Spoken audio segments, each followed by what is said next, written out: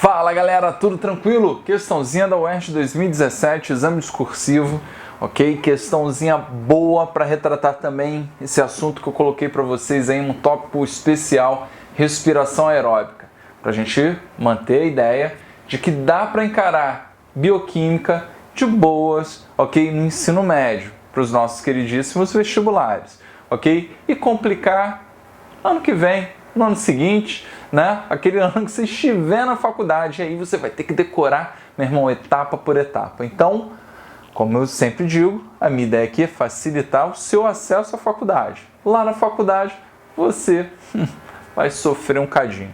Então, galera, mais uma questãozinha muito boa, falando de monóxido de carbono. Vamos com tudo. Segue a vinheta.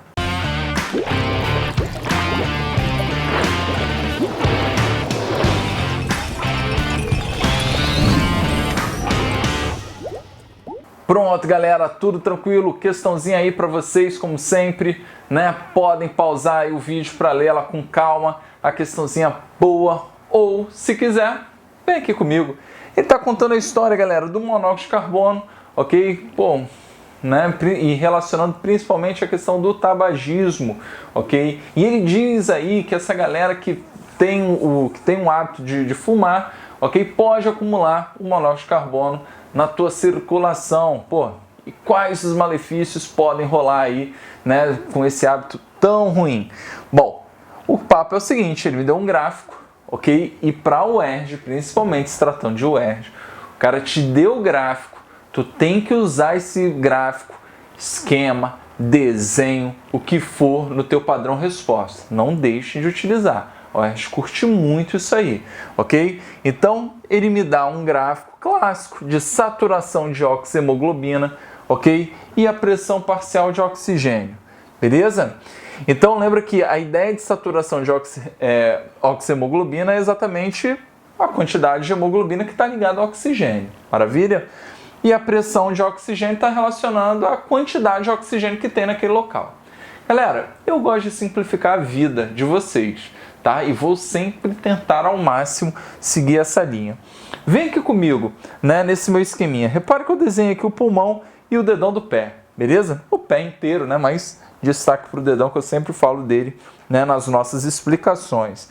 Então, qual é o papo, galera? Pensa o seguinte, quando você inspira, puxou o ar, ok? Qual é a ideia? Né? Teu pulmão fica cheio de oxigênio, ok? Então, estou relacionando aqui ao pulmão, ó, uma alta concentração de oxigênio, uma elevada pressão, né, parcial de oxigênio, beleza? Agora, essa hemoglobina, né, pega normalmente o oxigênio, vai caminhando, chega lá no dedão do pé, pensa nele, lá na ponta, no extremo do teu corpo, ok? E a ideia, galera, é que oxigênio, né, dissolvido ali no sangue, você tem o quê? Muito pouco, beleza? Então essa é a ideia inicial que eu quero que vocês tenham, independentemente da questãozinha. Por quê? Porque isso nos diz muito a respeito do que chamamos de afinidade, né, da hemoglobina com o oxigênio. Porque, galera, no pulmão, pensem comigo, se tem muito oxigênio ali, a hemoglobina quando passa agarra um oxigênio e, filho, fica grudadão com ela. Não tem muito porquê a hemoglobina soltar esse oxigênio se tem muito oxigênio ao redor, beleza? Mas a partir do momento que vai chegando lá no dedão do pé, cara, que tem pouco oxigênio, ok? A ideia é o quê? É que a hemoglobina comece a soltar esse oxigênio. Então ela vai desgarrando, com a ideia de quê? De fornecer oxigênio aos tecidos. Então, galera, para simplificar a vida, pensem no pulmão. Muito oxigênio, ok? Uma grande afinidade da hemoglobina com o oxigênio. Show? Pensou no dedão do pé, pouco oxigênio na região, pouca afinidade da hemoglobina com o oxigênio, com o intuito de largar o oxigênio para abastecer o tecido. Então vamos anotar isso aqui. Então, né, no pulmão, muito oxigênio, elevada afinidade, ok? Da hemoglobina com o oxigênio.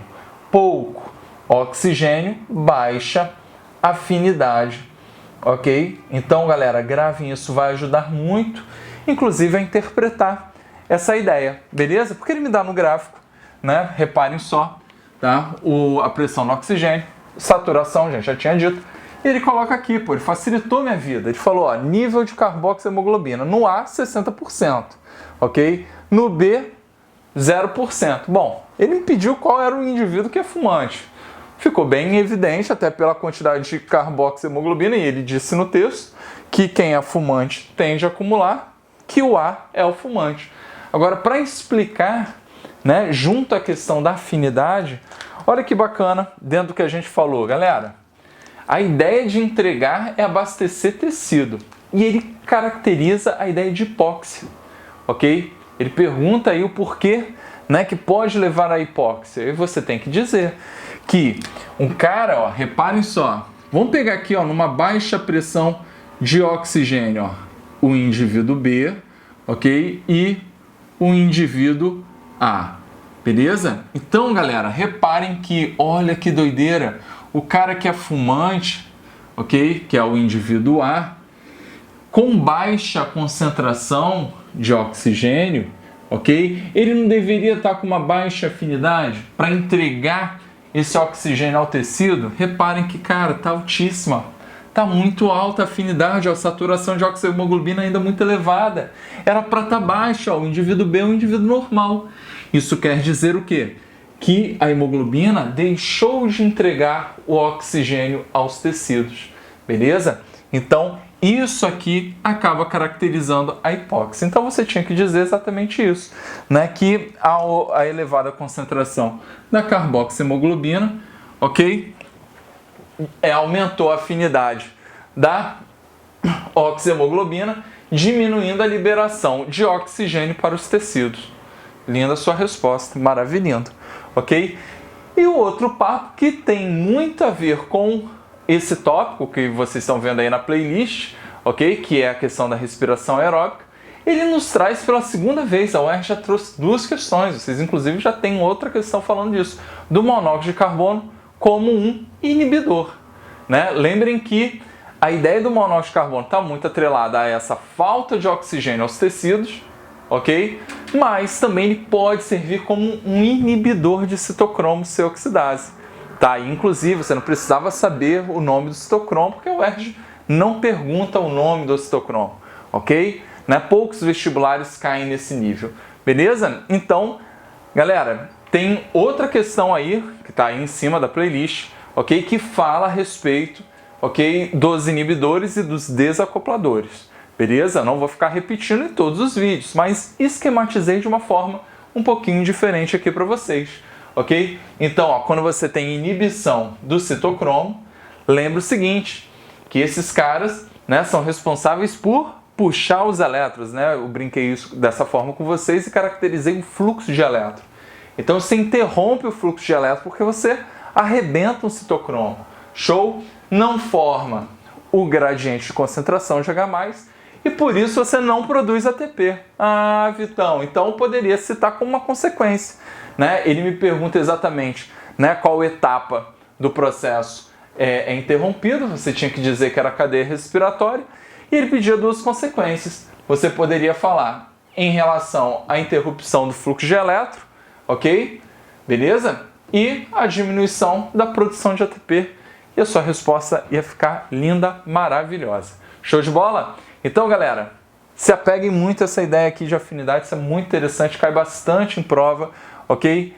É um papo bem legal e com certeza aí vai e pode vir aí em outros concursos. Show de bola? Quem curtiu, dá aquele like, se inscrevam aí no canal, mandem para os amigos, para a família e um forte abraço.